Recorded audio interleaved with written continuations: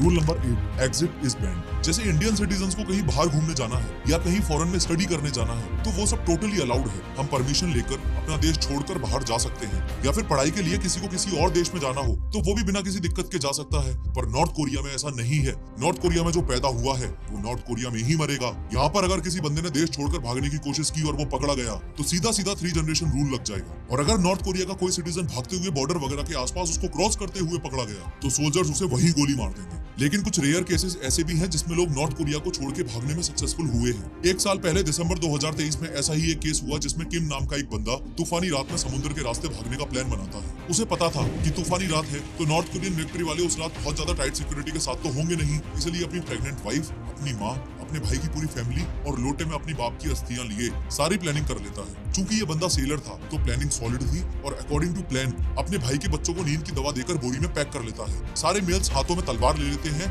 और सारी फीमेल्स अपनी बॉडी पर जहर लगा लेती हैं और जहर कैरी भी कर लेती हैं ताकि नॉर्थ कोरियन मिलिट्री वाले मिले तो उनका ये लोग सामना कर सके। लेकिन इन लोगों की किस्मत और प्लानिंग इतनी सॉलिड थी कि तूफान की वजह से समंदर में कोई मिला ही नहीं और ये लोग सक्सेसफुली एस्केप भी कर गए। वो बात अलग है कि हर बार किस्मत इतनी अच्छी नहीं होती, जैसा कि आज से 5 साल पहले साल 2019 में ओ चोंग सोंग नाम के एक बंदे के साथ हुआ। देखो, ये है नॉर्थ कोरिया और ये है साउथ कोरिया। जैसे इंडिया और पाकिस्तान के रिलेशंस अच्छे नहीं हैं और बॉर्डर पर हमेशा ही तनाव रहता है, वैसे ही नॉर्थ कोरिया और साउथ कोरिया के रिलेशंस भी अच्छे नहीं हैं और इनके बॉर्डर पर हमेशा ही तनाव रहता है। नॉर्थ कोरिया और साउथ कोरिया के बॉर्डर पर ये जो रेड लाइन आपको दिख रही है इसे ही 38th पैरेलल बोला जाता है। और इस रेड लाइन के 2 किलोमीटर इधर और 2 किलोमीटर उधर ये जितना भी येलो कलर का जोन आपको दिख रहा है इसे ही DMZ यानी कि डीमिलिटराइज्ड जोन बोला जाता है। यानी कि एक ऐसा एरिया जिसमें नॉर्थ कोरिया और साउथ कोरिया वाले किसी भी प्रकार की मिलिट्री एक्टिविटीज जैसे फायरिंग एक्सेट्रा नहीं कर सकते। तो ये जो बंदा है ओ चोंग सोंग ये नॉर्थ कोरिया छोड़ के भागने के पर्पज से अपनी जीप भगाता हुआ लाता है और नॉर्थ कोरिया के मिलिट्री चेक पॉइंट को क्रॉस करता हुआ DMZ में घुसकर साउथ कोरिया में एंटर करने का अटेम्प्ट मारता है। बदकिस्मती से इसकी जीप का टायर निकल जाता है